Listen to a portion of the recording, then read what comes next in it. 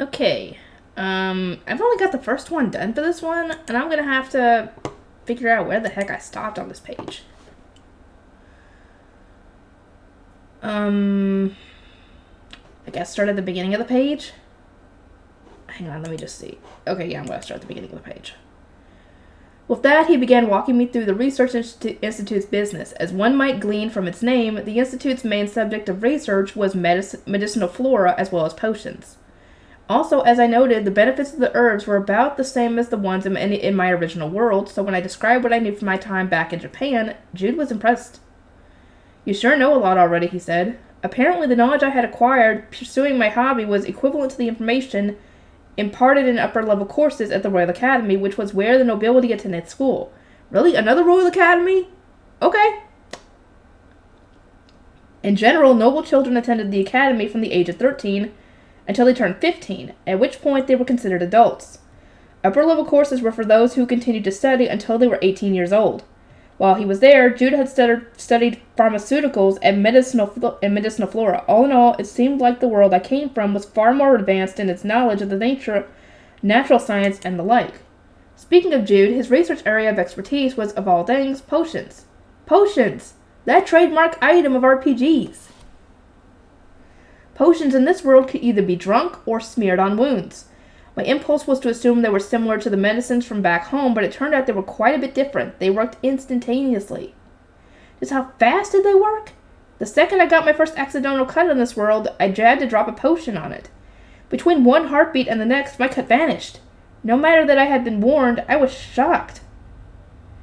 Though I think Jude was more shocked when I immediately grabbed a blade to cut my fingertip again. I just wanted to know more about the effectiveness of potions.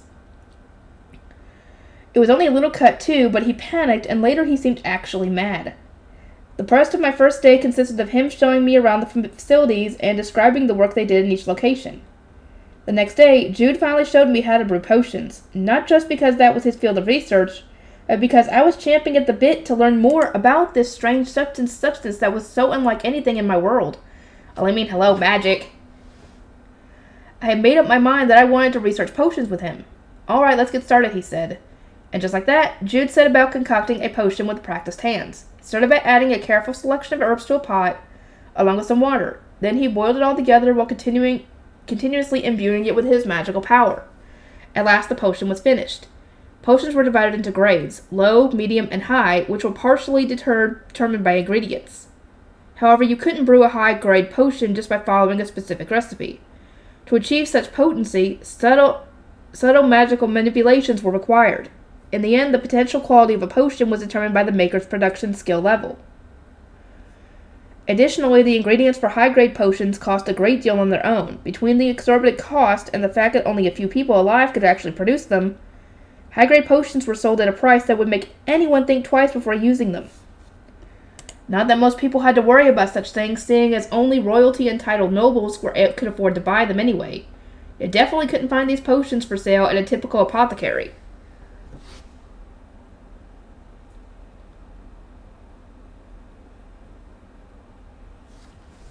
But let me return to one small detail involved in the process of making potions. One you might have wondered about when I seemed to skip over it earlier. To make a potion, it was necessary to boil the ingredients while imbuing the whole with magical power. That's right, magical power. Yeah, I told you magic exists in this world. Initially, I was shocked when Jude mentioned that part. Potions were one thing, but there were absolutely no way there was any such thing as magic in my world. How do you imbue something with magical power? I asked Jude during his demonstration. Huh? The question barely made sense to him. This world was in a world magical and magical power.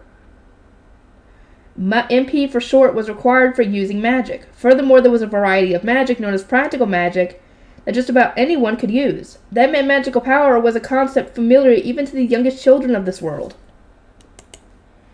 First potions, now magic. Everything I learned made this new world sound more and more like it had been born of a fantastical video game, but now, this was my concrete reality.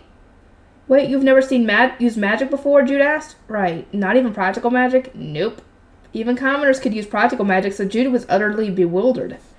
Why didn't you just tell him that the world you were summoned from had no magic? Yes, that would probably blow his mind, but At least he would understand where you're coming from. However, since potions couldn't be made without magic, Jude was going to have to give me a whole lecture on how to use it if I was ever going to follow in his footsteps. Alright, it's finished, Jude said when he had wrapped up his demonstration. Wow. He filtered the boiled contents, then poured them into a slender vial. The completed potion was a delicate, translucent pink liquid. It was the simplest low-grade HP potion possible to make. Jude chose it for the demonstration partly because the key herbs grew right outside in the Institute's garden and were therefore easy to acquire. I can hardly believe it's possible to make these, I said. Low-quality HP potions are actually pretty easy to produce. But you have to use magic for it to work, right? Yeah, but like I said, it's not that complicated. Really? Well, I still think it's amazing. You do? The more I thought about it, the more excited I was to see something that should exist only in fantasy. But I was making Jude bashful. The cheeks of his handsome face turned a slight pink to match the potion in my hand. They were a sight to behold as well.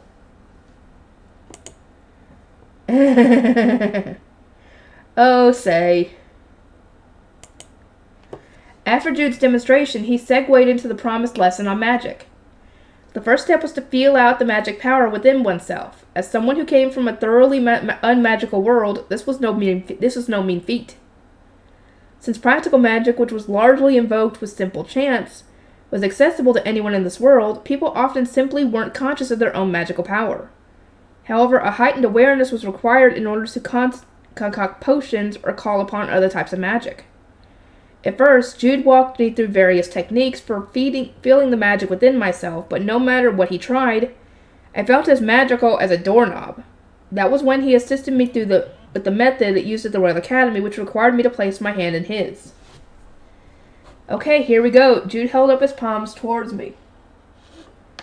I did as he instructed, and I placed my palms on top of his. His hands were bigger than mine and roughened from his work with earth, loam, and the like. They were, without question, a man's hands. Whenever we touched the pads of his fingers, the flat of his palm, his temperature was just the slightest bit higher than mine. It made me self-conscious since this kind of intimacy was a bit out of the ordinary. Stop, don't lose your cool over this. This is for work. For work. Yeah, it's just, good lord, girl. As I was struggling to keep my feelings in check, Jude interrupted my thoughts. Okay, here we go. And then, that was when I finally felt something. A gentle heat or force or something like that steadily transferring into my right palm as Jude channeled his magic into it.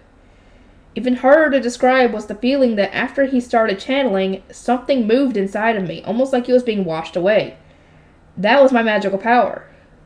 The magic Jude fed into my right hand didn't emerge from my left. Instead, it circulated throughout my body like blood. I suppose that the second I was summoned here, I stopped being an earthling. The magic I could now feel flowing through me definitely didn't qualify as earthling stuff. It feels like there's something moving through me like a pulse, I said. Really? You can feel it already? That's your magical power. Jude seemed a bit startled, but he smiled all the same. Apparently, even using the Royal Academy's method, it took most people about a week to be able to grasp the feel of their magic. Yet here I was somehow able to sense mine the second he channeled the tiniest smidgen of magic into me. You've got talent, Jude chuckled. Even after Jude broke the channel, I was able to feel that flow of magic within me. That meant we could move right on to actual magic manipulation, which ended up going so smoothly that Jude was startled all over again. Wow, I didn't think I'd be done with the lecture so quickly. I'm sure it's because you've been such a patient teacher. Thank you very much, I smiled. His cheeks flushed as he got all bashful again, but it was the truth. Anything that Jude said about magic just clicked for me. While in that good mood, he moved on to start teaching me practical magic as well, saying that it just didn't make sense for me not to have it at my beck and call. Though it hadn't been long since my summoning, Jude and I had grown quite close. With him, I felt as though I could say anything that popped into my head. Even so, as he was a long-time researcher at the Institute, I tried to treat him like I would any senior at a company I worked for. Still, Jude insisted I not act all stuffy with him, since we were practically the same age. Armed with his teaching, I focused on brewing low-grade HP potions. I wanted to raise my production skills level so that I might one day be able to make the high-grade variety. Plus, I found that I enjoyed the process of leveling up via single-minded focus in the same specific task. Even at a young age, I loved games with grinding challenges, and I would become completely absorbed in completionist pursuits. Oh, so you're one of those people who tried to get all their skills to level 100. Well, that's not bad, still. Fortunately, the low-grade health HP potions weren't wasted. We used them for research. That was how it came to be that the first person to notice something amiss wasn't Jude, but another researcher. Say, he called for my attention from a few desks away. Yes, what is it? I turned and he beckoned me over. I didn't know what to expect, so I joined him. Once I was at his desk, he pointed at the low-grade HP potion sitting on it. Did you make this? Yes, it looks like one of mine. We marked the vials so we could tell who brewed what, just in case someone needed to trace an effect back to the person who had created it. The vial he pointed at did indeed have my mark on it. Did you do anything different when you made it, he asked. No, not in particular. Is something wrong? I don't know exactly why, but the effects of your batches have been unusual.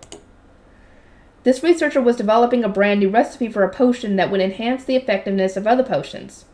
While using one of the Institute's made potions for his experiments, he noticed the outcome was distinctly different from when he used a store-bought version. On further examination, he found that while some Institute-made potions had the same effect as the store-bought ones, others did not. So essentially the ones the others made did have that same effect, but hers did not. At length, he discovered it was actually only my potions that were so different, and in fact more effective. When I told the researcher I hadn't done anything other than follow the exact recipe Jude taught me, he was dubious to say the least. But I was positive I hadn't added any other ingredients or done anything different. And this really is a low-grade potion? The researcher pressed. I believe so, or it's whatever Jude taught me it is. I see, then perhaps I should ask him about this. The researcher called Jude over as well and explained the apparent anomaly. I listened attentively, hoping that I would have a sudden epiphany, but I didn't have any new insights. You're sure you only taught her the standard recipe for a low-grade HP potion? The researcher asked Jude. Definitely. I don't even know another way to make it. I suppose the next step would be to get her potion appraised. That should sort this out right away, yes. Because they couldn't figure out where things had gone awry, they submitted the potion I made for an official analysis. A short while later, the researcher came back to us with the results. To my shock, whoever appraised my potion confirmed that for some reason it was quite a bit different from the low-grade potions available in stores. Specifically, it was about 50% more effective. Your potions really do have unusual properties, Jude murmured while examining one of my vials in his hands. We had submitted several more of my samples for appraisal, and it seemed every single one of them was rated more effective than anything in the market. But all I did was brew them the way you taught me, I insisted. Well, that pink color means it's definitely a low-grade HP potion. I wonder why it's different. Maybe I'm just super good at brewing? I'm not sure that's our answer. What's your pharmaceutical skill level right now? Let me check. Stats. Staying stats made a semi-transparent window pop up that only the spellcaster could see. It was a practical magic spell one Jude had taught me to check my current skill levels. The ability to constantly monitor my level was one of the reasons I became engrossed in increasing my production skill. The dopamine rush of seeing all my numbers increase inadvertently spurred me on toward maxing out my skills. Sei Takanashi, level 55, level SS/Saint. Oh, she knows she's a saint now. No, level 55. Level 55/Saint. How are you? What level did you start out with? HP 4,867 out of 4,000. You, dear Lord Almighty. Girl, what did you start out with? Like, what did you start out with when you found you had your stats? MP 6,057 out of 6,067. Battle skills, holy magic level infinite? Jesus Lord! Is that infinite? Is that infinite right there? Production skills, pharmaceuticals level 8. I'm at level 8 now, I confirmed after checking my stats. Jude tilted his head to the side, humming thoughtfully as he did. You can't make mid-grade potions at level 8. Well, does it really matter? It's not like the things I'm brewing are less effective. Of course it matters. This is a huge difference. We can't just chalk it up to a calculation error. It's our job to figure out this sort of thing. Jude was getting worked up, so it was no use trying to brush it off. I had no choice but to put a pause on my other work and go along with his investigation. I use the same type and amount of ingredients as everyone else, I said, and I follow the same steps. I suppose the only difference is the person making it. Yeah, Jude looked contemplative. Do you think there might be something strange about my magic? Or is it that you imbue your potions with more magic than usual? I can't say for certain, but I don't think I do. Honestly, from what I can tell while watching you work, I don't think you do either. For a potion to become more potent, it was generally necessary to add more herbs, up the amount of magic used, or alter the ratio of ingredients. Balance of the standard recipe, even those adjustments wouldn't lead to an efficacy score or an efficiency increase of more than a few percent. They certainly wouldn't explain a whole 50%. The process itself was also too simple to introduce any new real varieties or any real variation. At most, you might be able to imbue boiling water with magic before adding the herbs. The usual procedure where magic was added during the boiling process had been deemed the most efficient, but it didn't have any effect on potency. Jude and I made sure to test all these hypotheses nevertheless, making several additional potions with as many variations as we could think of. Magical power has an elemental component, right? Could that have made an impact, I asked? I don't really think so. Oh, why's that? If there were an effect, we would see a difference in potency when a potion is made by someone without magic skills. Among battle skills were magic skills, which included a variety of elemental types. Practical magic wasn't counted among those skills, and in order to differentiate people with battle skills in magic were called mages. I thought the magic of someone with such skills might naturally have certain elemental attributes, but Jude made it sound like that wasn't the case. Maybe you're adding something other than your magic, Jude offered? Something like what? I'm not really sure myself. He took a long, hard look at my hands and then chuckled. Between that and his expression, I knew he was just joking. Lately, he had started cracking wise like this more often, even while we were in the middle of other discussions. He sighed. But why in the world is this happening to your potions? We were back to square one. Well, I guess all we can do is keep testing it, I said. Like you said, it's our job to find out the reason, right? Yeah, I suppose I did. Even with those discouraging initial roadblocks, Jude and I continued to brew potions under increasingly imaginative conditions. That was how I spent my peaceful days in the Research Institute. Stats. Sei Takanashi, level 55/Saint. HP 4,867 out of 4,867. MP 5,867 out of 6,067. Battle skills, Holy Magic level infinite. Production skill, Pharmaceuticals level 21. In the last 3 months since my summoning, I had brought my pharmaceutical skill up to level 21 just by making potions. The grade of your work went up every 10 levels, so I now make high-grade HP potions, but I still messed up a lot, and because high-grade potions required the use of a large quantity of rare herbs, I wasn't authorized to brew them on my own. I'd only made three since I passed level 20.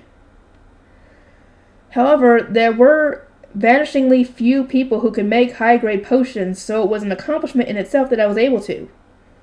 Apparently, until I arrived, nobody at the Research Institute had this ability.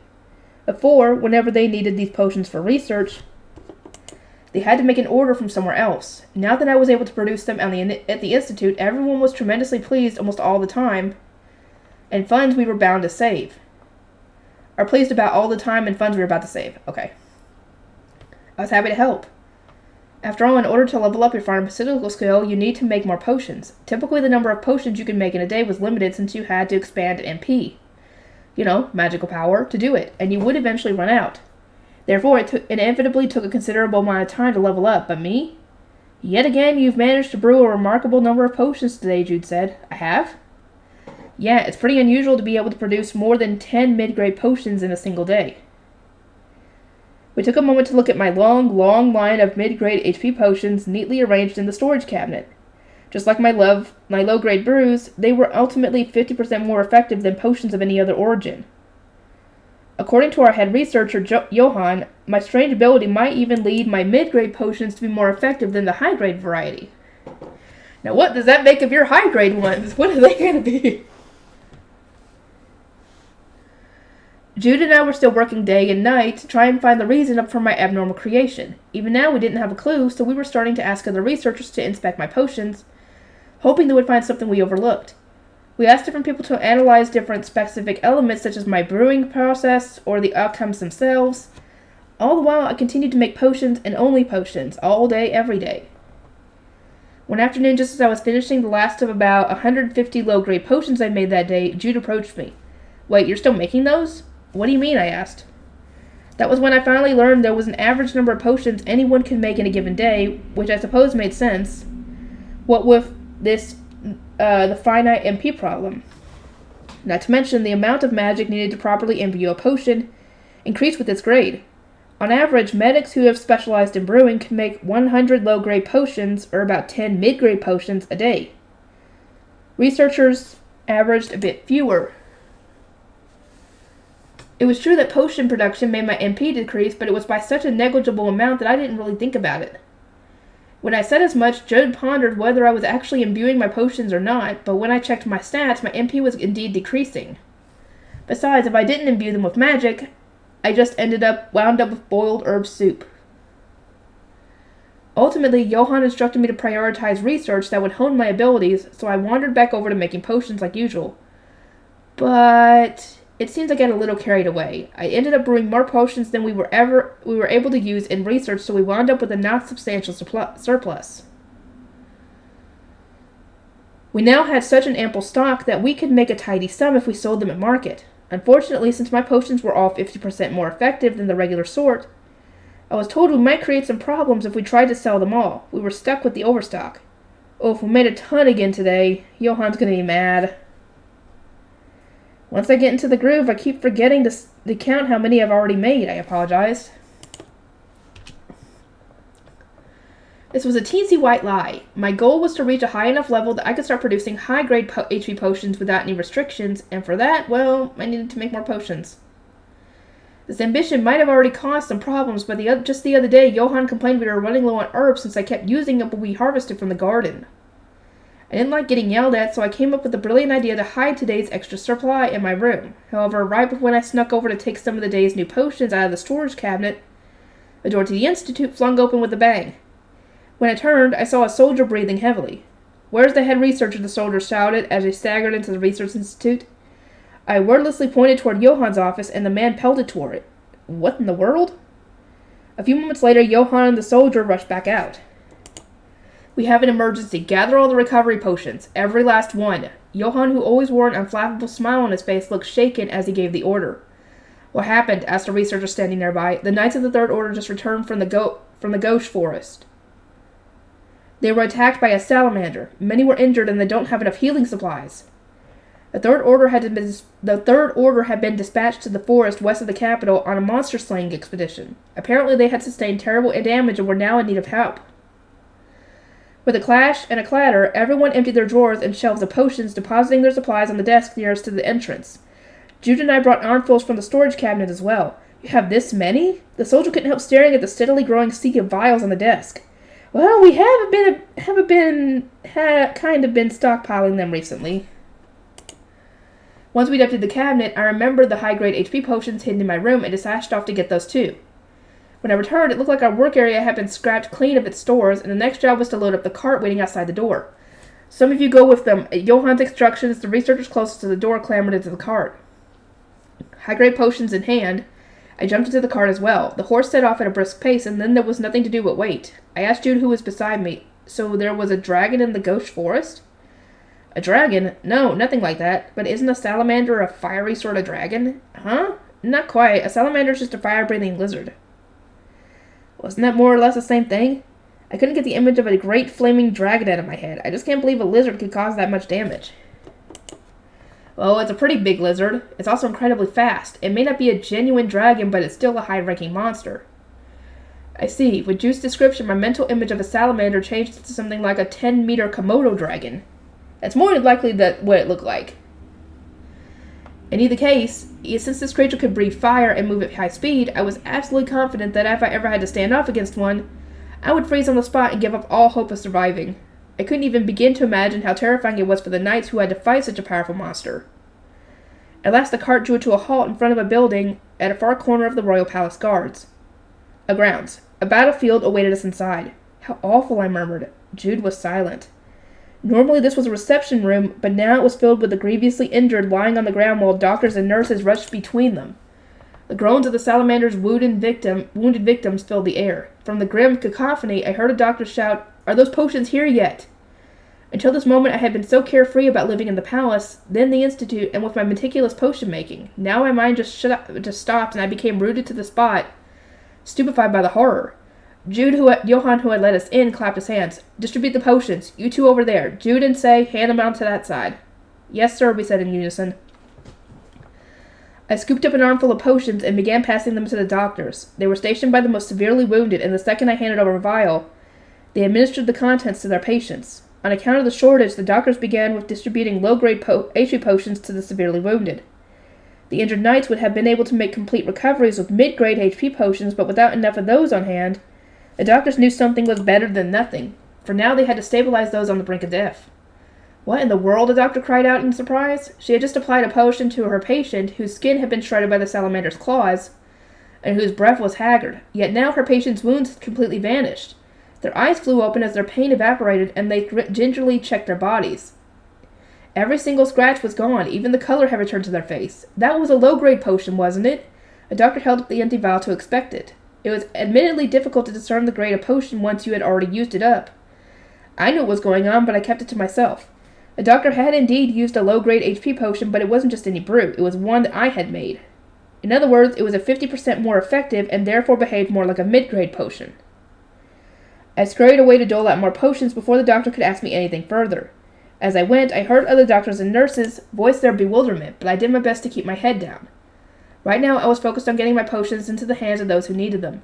"Do we have any high-grade potions?" someone called from the back of the room. I looked in the direction of the voice to find a huddle of doctors and knights. Were they the ones who called out just now? I still had a mid-grade potion, so I hurried to bring it over. As I got closer, I heard more of their nervous debate. This will be a challenge even with the high-grade potion. Isn't there someone who can use healing magic? Even if they could, they'd have to be at least level 4. What about the Saint? Can't she use level 4 healing magic? Prince Kyle forbade us from subjecting the Saint to such horrible sights, an official apologized. "What? That's absurd," snapped a knight. By Kyle, they meant the rude, red-headed crown prince who looked like he'd go bald in the future. Okay, that'd be funny to see. I admit, the wounds of the grievously injured were gruesome to behold without anything to censor them. I had a relative tolerance for the sight from watching slasher movies, but the scene was by no means easy to look at. I did my best to avert my eyes as I passed out my potions. Sweet little Ira, though, would most likely have fainted upon seeing something like this. The knight who lashed out at the official was undoubtedly a friend of the patient in dire need. I couldn't tell the severity of their wounds because of the crowd, but they were clearly in an awful state, even a high-level HP potion wouldn't guarantee their recovery. Once I was close, I realized Johann was among the gathered. When he noticed me, he said, "Say, do we have any high-grade potions? If you do, then please give it to the Knight Commander." Ooh, Knight Commander Hawk! When I turned in the direction of the person who had spoken, doctors and nurses burst into a flurry of movement. It seemed the patient's condition had taken a sudden turn for the worse. I pushed my way through the crowd to reach them. As I drew closer, I discovered the upper right half of the patient's body was scorched to a crisp. He was covered in deep gashes as well, including one so broad it was surely a miracle he was still alive.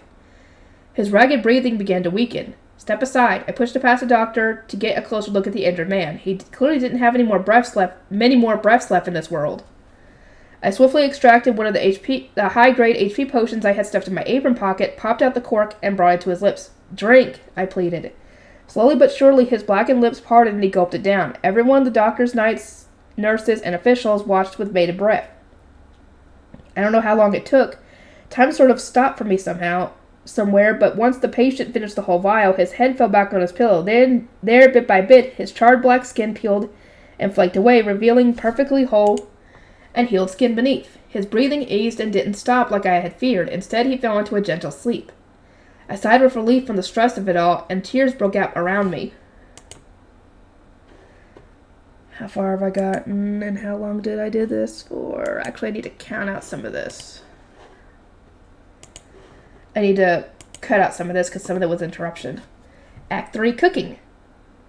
4 months after my summoning, I heard that as a result of saving all those knights from the Third Order, the Research Institute was to receive a special reward from the palace.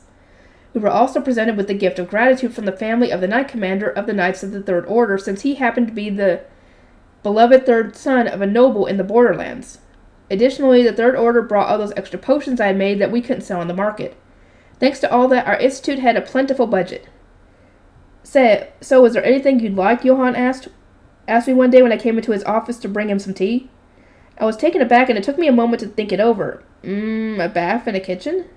A bath I can understand, but why a kitchen? Because I like to cook? This was true, but there was a little more to it. Basically, the cooking in this world was abysmal. It was like most of the meals relied on the flavors of the ingredients to do all the work.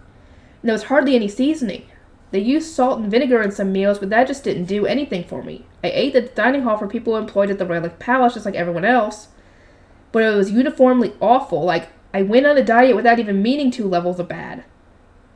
I never thought of myself as a picky eater before, but after being summoned by to the kingdom, I became keenly aware that I was a Japanese person who was particular about her food. So while cooking had never been my forte, even though I love food, I figured anything I made had to taste better than the slop they served here. But to do anything about this problem, I needed a kitchen first. You can cook? Johann asked. Well enough. Johann tilted his head in what seemed like actual surprise. I didn't think this was some kind of revelation. Do I just not look like someone who can cook? I gave him a questioning look, and he gathered himself to explain. It turned out the nobles and wealthy merchants of this kingdom employed their own personal chefs, so noble women never cooked. Of course the wives from commoner families did. Well, I'm a commoner, I said. Ah, that's right, he smiled wryly, seemingly having forgotten this fact. As the head researcher at the institute, Johann knew that I had been summoned to the kingdom. He had learned it from the blue-haired official when my employment at the institute was arranged. Very occasionally, Johann liked to ask me about my life back in Japan, such as what my position had been and what kind of life I had lived. I always told him that I was a run-of-the-mill commoner who worked at a run-of-the-mill company. You don't seem like a commoner if you ask me. I think I come off exactly like one, though. That couldn't be further from the truth. Few commoners in the kingdom have such a sophisticated education. According to Johann, commoners didn't go to school. The Royal Academy Jode had attended was for the children of nobility. The only exceptions were children from commoner families who possessed skills in magic. They were allowed to attend on a scholarship basis. Johann didn't know what to make of the compulsory education I described in Japan, a system where even commoners received a thorough schooling. Once I had answered his questions on the topic, we went our separate ways. However, 2 days later, a craftsman came to the institute. At the time, Johann asked me what I wanted. I answered honestly, but I was kind of half joking. It never occurred to me that he would actually have a room with a bath and a kitchen constructed. I was a bit naive, truth to be told. Construction proceeded at such a frightening speed that I had to wonder if there had already been plans underway when he initially asked me. It seemed the bath and the kitchen were completed in no time at all. It might not have even have been finished faster back home in Japan. With that, the Research Institute of Medicinal Flora expanded. The kitchen was substantial, and next to it was a dining hall large enough for all the researchers to eat in at once. We even employed a chef to go along with it. Everyone was pleased to have their new facility for the Research Institute, since this meant that we no longer had to trudge all the way to the Royal Palace employee dining hall. My shut-in colleagues were especially happy. What are you going to make today? Johann asked from behind me. Herb-roasted chicken and salad, I said as I chopped lettuce into tiny shreds in a corner of our new kitchen. We may have had a chef, but I like to come in and cook on my free time. I mean, the reason I asked for a kitchen in the first place was because I couldn't stand the kingdom's cuisine after all. I was afraid the specially appointed chef would be put out when I asked to cook my own meals, but thankfully she amiably offered me a corner of the kitchen to work in, though she watched me like a hawk whenever I came in. I suspected she was an ambitious sort of person. The first time she asked for a bite of my cooking, she was left stunned for a moment, then wound up eating a whole portion in total silence. After, she asked me to teach her the recipe. Ever since, I had let her follow along every time I made something new. It was a good thing I did, because soon the food at the Research Institute dining hall became so delicious that no one even considered going to the dining hall in the palace. With the quality of the cooking now so high, I didn't even feel the need to make anything for myself either. The chef kept begging me for new recipes, though, so at this point I was cooking about once a week just to treat her. Something the matter? I asked Johann as I prepared the chicken. Both he and the chef had been loitering around studying my actions since I started cooking. Keep staring and you're going to burn a hole through the chicken yourselves, I thought. Come to think of it, Johann always come to watch me cook if he was at the institute when I started. I was just thinking how delicious that looked, he said. Thank you. What flavors are you using this time? For seasoning, just salt and pepper. I'm leaving the rest of the herbs. I see. I glanced over and found him solely focused on the chicken, just like I thought. Do you want some? I asked. Oh, Though I think I saw you having lunch already. That's true I did, but I couldn't help her to have a bite. I glanced again. He wore a slightly awkward look on his face, despite that he didn't move to leave, so he must have really wanted a taste. Was it the smell of the herbs? I sprinkled freshly picked basil and rosemary from the garden on the chicken to finish, so it did smell amazing. I even used the herbs in the salad. I plated the roasted chicken with the salad and homemade dressing on the side. Originally, I had pulled out 2 plates, one for me and one for the chef, but I grabbed a small third to dish out in another portion. The chef cheerfully carried the plates to the dining hall and set them on the table nearest to the kitchen. I followed after her with a basket of bread. There's some for you too if you'd like. I pointed out the seat with the smaller dish to Johann, who had trailed behind me. He happily took a seat. Your cooking is delicious as always, he smiled warmly, enhancing his already fine features. I was just glad he liked it. He had already eaten lunch, so I didn't give him that big of a portion, but it seemed like he would have happily taken more.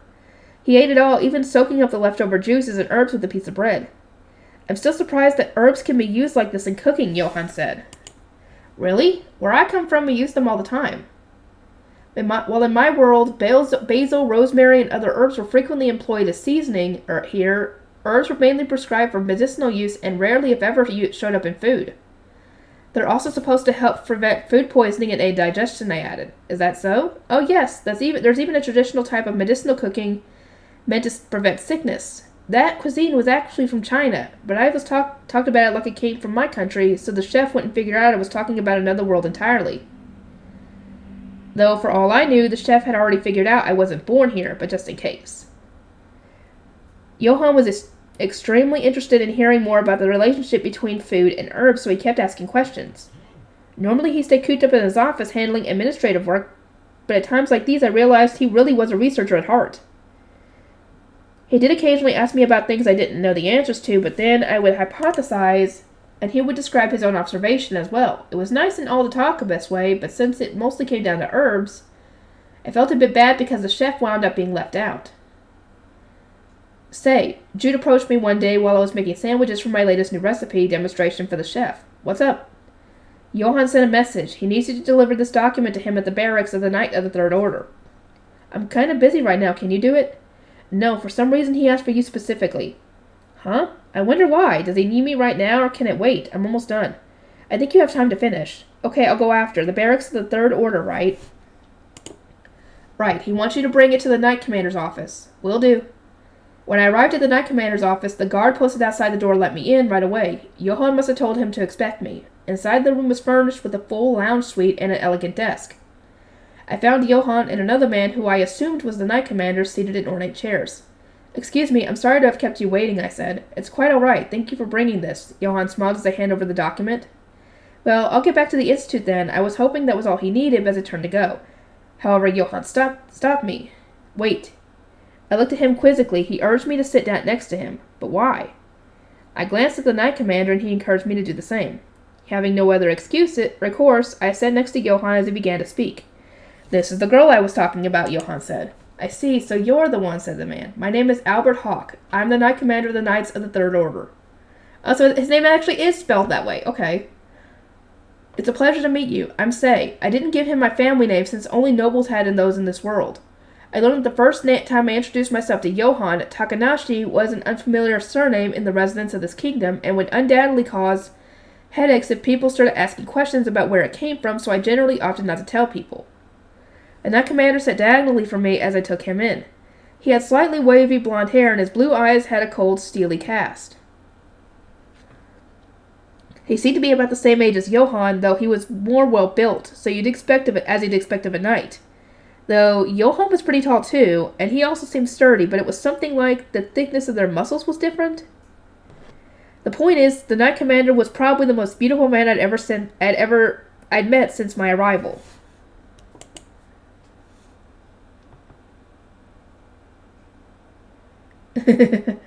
Oh, Commander Hawk. Oh, dear.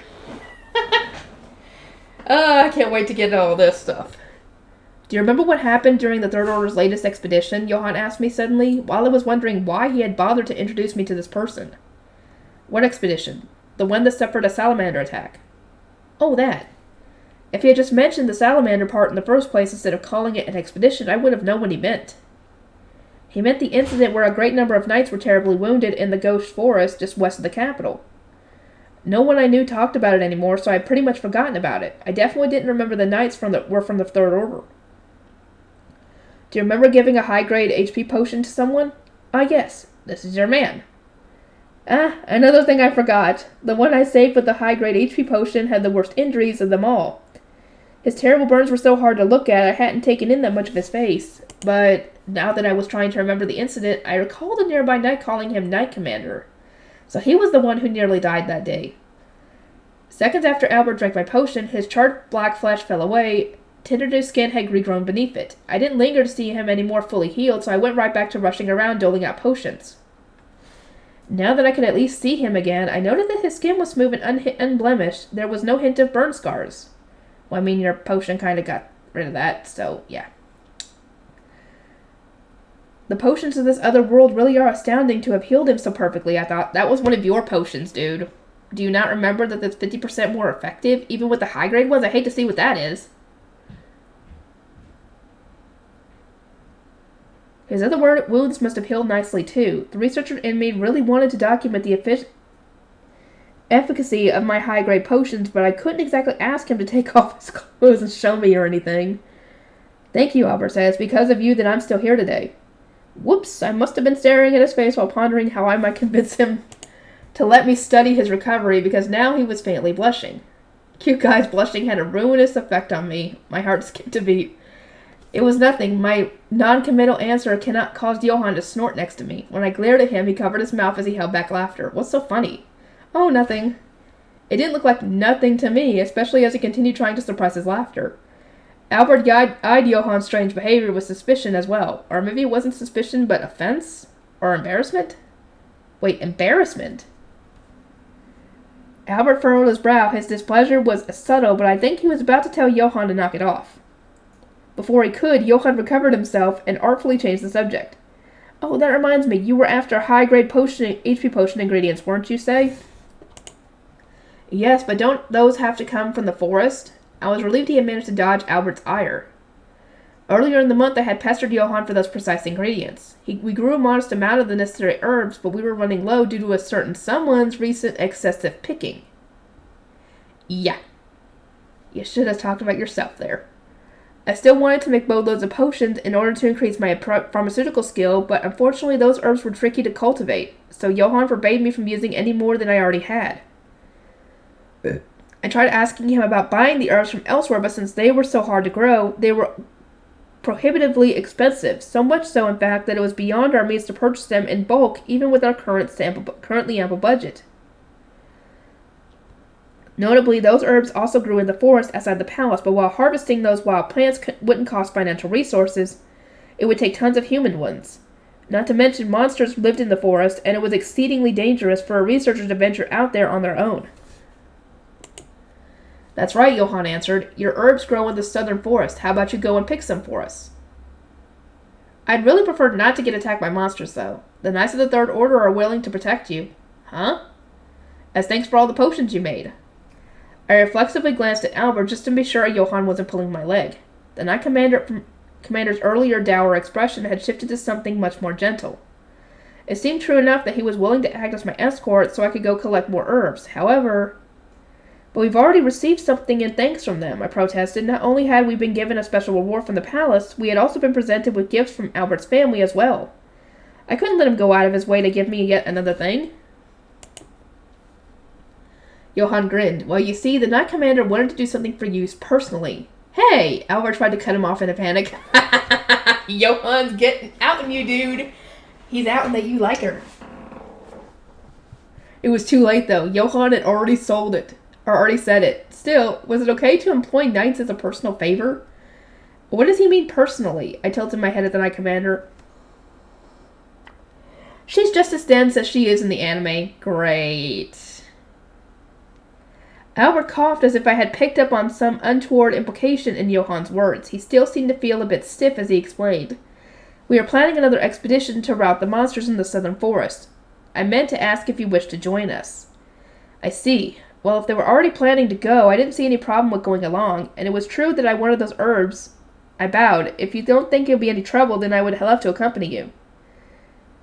Albert nodded in agreement, seemingly pleased. With that, we got to business discussing all the practical details, such as when this expedition was going to be, and so forth. Before I realized it, we had talked into the evening. Okay, that's going to have to wait until next time. I will see you all in the next one.